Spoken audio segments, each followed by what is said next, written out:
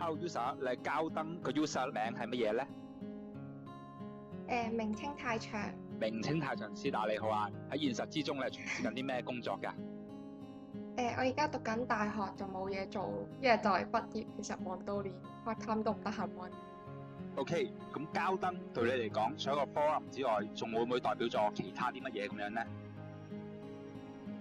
我覺得係一個可以解壓嘅地方啦，因為膠燈言論自由度比較高，但係又未至於好似4chan、2chan 啲咁嘅匿名版咁冇王管咯，就可以盡情咁講自己想講嘅嘢。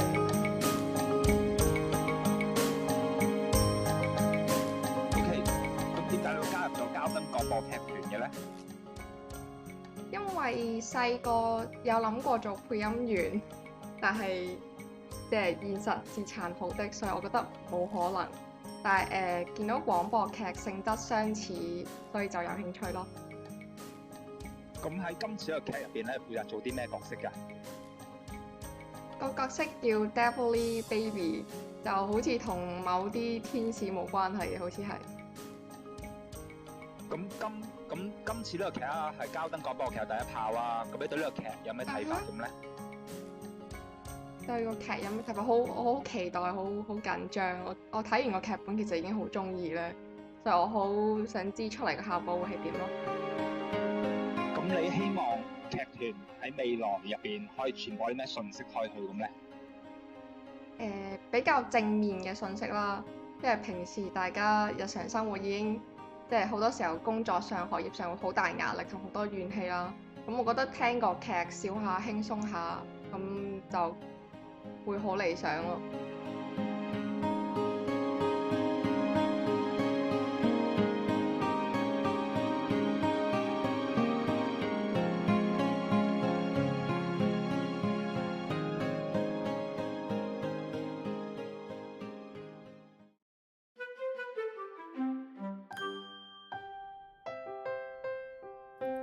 同學，我哋今日嚟玩看圖講故事。雞、鴨、雀仔，手要小心，唔好掂到佢哋。萬一掂到佢哋，就要即刻洗手。廁所要小心，唔好掂到佢哋嘅便便。哈哈哈哈哈！媽咪買餸都唔好掂佢哋。煮熟晒啲肉先好食。無論去到邊，都要記住頭先講過嘅嘢啊！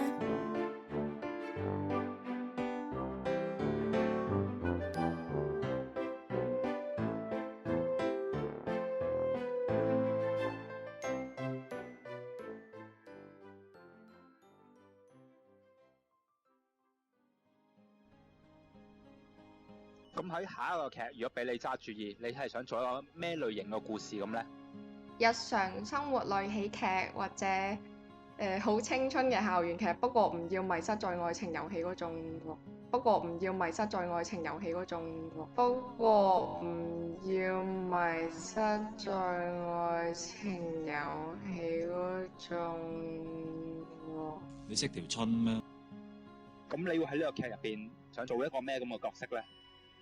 其實冇特別嘅 preference 話想做咩角色咯，通常都係睇劇本，見到咩角色最中意就會有興趣話想試下做咁咯。